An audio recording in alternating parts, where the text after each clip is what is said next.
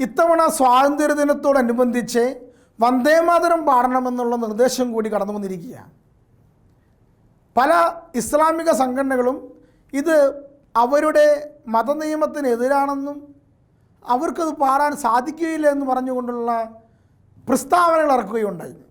അപ്പോൾ ക്രൈസ്തവരായി നമുക്ക് വന്ദേമാതരം പാടാൻ സാധ്യമാണോ? വിശ്വാസ സംബന്ധമായി ഇങ്ങനെ പാടുന്നതിൽ എന്തെങ്കിലും തെറ്റുണ്ടോ? ഒന്ന് വിചിന്തനം ചെയ്യാം. വന്ദേമാതരം എന്ന ഗാനം പ്രധാനമായും ഭാരതഭൂമിയെ അമ്മയായി സങ്കല്പിച്ചുകൊണ്ടുള്ള ഗാനമാണ്.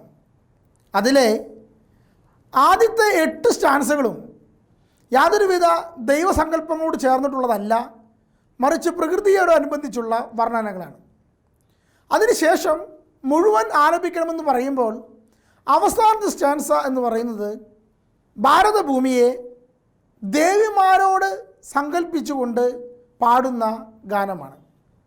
പ്രത്യേകമായി അത് ലക്ഷ്മി ദേവിയോടും സരസ്വതി ദേവിയോടും പാർവതി ദേവിയോടുമെല്ലാം ചേർത്ത് വെച്ചുകൊണ്ട് ഭാരതഭൂമിയെ ആദരിക്കുന്നു എന്നാണ് ആ ഗാനശകലം കാണുന്നത്. ഒരു ഹിന്ദുവിനെ സംബന്ധിച്ചിടത്തോളം അവരുടെ ദേവി സങ്കല്പങ്ങൾക്കൊപ്പം ഭാരതഭൂമിയെ വർണ്ണിക്കുകയും വാഴ്ത്തിപ്പാടുകയും ചെയ്യുക എന്നുള്ളത് അവർക്ക് ഏറ്റവും മാതൃഭൂമിയോടുള്ള സ്നേഹം വർണ്ണിക്കാനുള്ള അവസരമായി കാണുകയാണ്. എന്നാൽ അതേസമയം ഹിന്ദുമത വിശ്വാസികളല്ലാത്ത നാനാ ജാതി മതസ്ഥരായ ഭാരതഭൂമിയിലെ മറ്റ് സമൂഹങ്ങൾ അവരെ സംബന്ധിച്ചിടത്തോളം ഇതെങ്ങനെ കാണും എന്നുള്ളതാണ് വിഷയം. നമുക്കറിയാം, നമ്മെ സംബന്ധിച്ചിടത്തോളം ധനത്തെയോ ശക്തിയെയോ സമ്പത്തിനെയോ ദൈവസങ്കല്പത്തിൽ നാം കാണുന്നില്ല. അവയെല്ലാം വർണ്ണിക്കുന്ന ദേവീസങ്കല്പങ്ങളാണ് സരസ്വതിയാകട്ടെ, പാർവതിയാകട്ടെ, ലക്ഷ്മിയാകട്ടെ നമുക്ക് കാണാൻ സാധിക്കുക. ഹൈന്ദവ ആരാധന മൂർത്തികളെല്ലാം ക്രൈസ്തവർ കാണുന്നത് വ്യത്യസ്തമായൊരു കാഴ്ചപ്പാട് കൂടിയാണ്.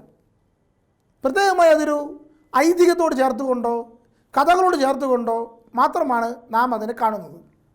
മറ്റു മതസ്ഥരുടെ വിശുദ്ധമായ അല്ലെങ്കിൽ അവർ ആദരിക്കുന്ന വ്യക്തികൾ ദേവിമാർ എന്നുള്ള സങ്കല്പമായതുകൊണ്ട് തന്നെ അവർക്ക് വേദനയില്ലാതിരിക്കാൻ തന്നെ നാം അതിനെ വേദനിപ്പിക്കുവാനോ മുറിപ്പെടുത്തുവാനോ അതിനെതിരെ പറയുവാനോ നാം ആരും ആഗ്രഹിക്കാറുമില്ല.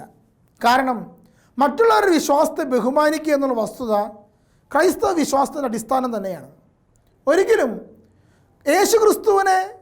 യേശുക്രിസ്തുവിൻ്റെ മഹത്വത്തെ വാഴ്ത്തി പാടാൻ വേണ്ടി മറ്റു ദേവീദേവന്മാരെയോ മറ്റുള്ളവരുടെ മതവിശ്വാസങ്ങളെയോ മുറിപ്പെടുത്തേണ്ട ആവശ്യം നമുക്കിതുവരെ വന്നിട്ടില്ല എന്നുള്ളതാണ് വസ്തുത.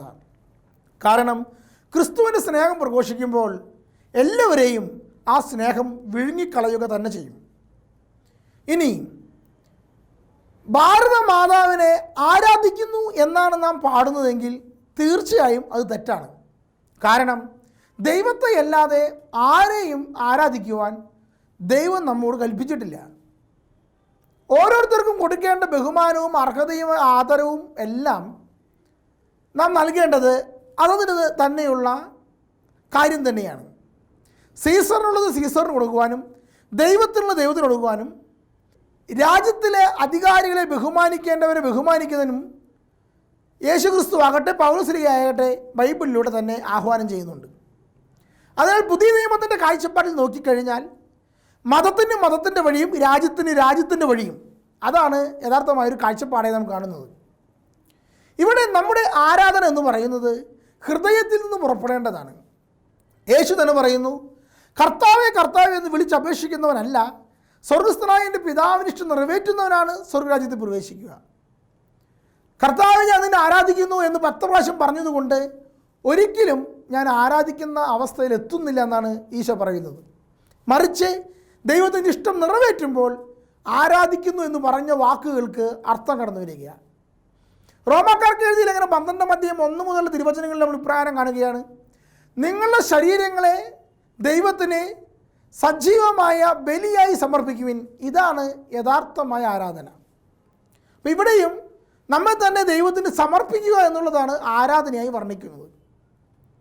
അതുകൊണ്ട് തന്നെ ആരാധനയ്ക്ക് അർഹമാണ് മാതൃഭൂമി എന്നതിലൊരിക്കലും നമുക്കൊരിക്കലും ഉൾക്കൊള്ളുവാൻ സാധിക്കുകയില്ല. കാരണം ആരാധനയ്ക്ക് അർഹൻ ദൈവം മാത്രമാണ്. എന്നാൽ എൻ്റെ അമ്മയെപ്പോലെ കാണുന്നതിൽ എന്തെങ്കിലും പ്രശ്നം എനിക്ക് ഉണ്ടോ? ഇല്ല. എൻ്റെ അമ്മയാണ് എന്നെ ജനിപ്പിച്ചതും എൻ്റെ അമ്മയാണ് എന്നെ വളർത്തിയതും. വന്ദേ മാതരം എന്ന് ഞാൻ പാടുമ്പോൾ ഭൂമിയെ എൻ്റെ അമ്മയോളം കാണുവാൻ എനിക്ക് യാതൊരു വിഷമവുമില്ല. കാരണം എൻ്റെ അമ്മ ആരാധനയ്ക്ക് അർഹയല്ല. അമ്മയെ സ്നേഹിക്കുന്നത് പോലെ തന്നെ എൻ്റെ മാതൃഭൂമിയെ സ്നേഹിക്കുവാൻ ഞാൻ കടപ്പെട്ടവനുമാണ്. അതുകൊണ്ട് തന്നെ ദേശസ്നേഹം ക്രിസ്ത്യാനിയുടെ ഏറ്റവും വലിയ മുഖമുദ്രയുമാണ്. നമുക്കത് യാതൊരു വിഷയമുള്ള കാര്യവുമല്ല. ഇനി ദേവീ സങ്കല്പങ്ങളോട് ചേർന്നുകൊണ്ട് ഹൈന്ദവരായ വ്യക്തികൾ അത് പാടി വർണ്ണിക്കുമ്പോൾ നാം അതിനെ എതിര് നിൽക്കേണ്ട ആവശ്യകതയുമില്ല. കാരണം അവരുടെ ആ ഒരു ബഹുമാനവും ആദരവും സൂചിപ്പിക്കുന്ന ഗാനശകലങ്ങൾ അവർ പാടുമ്പോൾ അവരുടെ ആ ഒരു മാതൃഭൂമിയോടുള്ള സ്നേഹത്തെ അതേ മനോഭാവത്തോടെ ഉൾക്കൊണ്ടുകൊണ്ട് കണ്ടിരിക്കുവാനും കേട്ടിരിക്കുവാനും അവരുടെ കൂടെ പാടുവാനും ക്രിസ്ത്യാനി എന്തിനു ഭയപ്പെടണം? കാരണം നാം ഒരിക്കലും മാതൃഭൂമിയെ ദൈവത്തെ പോലെ ആരാധിക്കുന്നില്ലല്ലോ. അതായത് ചുരുക്കി പറഞ്ഞാൽ ഒരു ദേശീയ ഗീതം ദേശത്തെ വർണ്ണിക്കുമ്പോൾ അതും ദേശത്തെ വലിയൊരു പ്രബല വിഭാഗം അവരുടെ ദേവീ സങ്കല്പങ്ങളോട് ചേർത്ത് വെച്ച് ഭാരതമാതാവിനെ വർണ്ണിക്കുമ്പോൾ അവരോട് ചേർന്നുകൊണ്ട് അവരുടെ ആദരപൂർണമായ ആ ഗാനത്തോട് ചേർന്നുകൊണ്ട് അവരോടൊപ്പം ആലപിക്കുവാനും അവരോടൊപ്പം ഭാരതമാതാവിനെ സ്നേഹിക്കുവാനും ആദരിക്കുവാനും നമുക്ക് യാതൊരു മടിയുടെയും ആവശ്യമില്ല. എന്നാൽ പ്രത്യേകം ശ്രദ്ധിക്കേണ്ടത് അവർ ദേവീസങ്കല്പങ്ങളെ ആരാധിക്കുന്നത് പോലെ ആരാധിക്കുവാനാണ് മാതൃഭൂമിയെ പറയുന്നതെങ്കിൽ നമുക്കതൊരിക്കലും ഉൾക്കൊള്ളുവാൻ സാധിക്കുകയുമില്ല. ഇതാണ് ഇതിൻ്റെ യഥാർത്ഥ വസ്തുത. നമ്മൾ പലപ്പോഴും സിനിമാ ഗാനങ്ങൾ ആലപിക്കാറുണ്ട്, ഹൈന്ദവ ഭക്തിഗാനങ്ങളും നാം ആലപിക്കാറുണ്ട്. ഇതെല്ലാം നമ്മുടെ ഉള്ളിൽ നിന്നുള്ള ആരാധനയായിട്ടാണോ നാം പാടുന്നത്? ഒരിക്കലുമല്ല.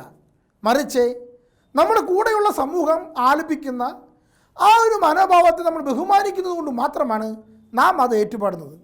ഒരിക്കലും നമ്മൾ അതൊരു പ്രാർത്ഥനയായിട്ടല്ല, ഒരു ഗീതമായിട്ട് മാത്രമാണ് കാണുന്നത്. അപ്രകാരം തന്നെ ഒരു ദേശീയ ഗീതമായി കാണുന്നതിൽ, വന്ദേ മാതരത്തെ അങ്ങനെ കണ്ട് പാടുന്നതിൽ യാതൊരു തെറ്റുമില്ലെന്നാണ് എൻ്റെ പക്ഷം. ദൈവം അനുഗ്രഹിക്കട്ടെ.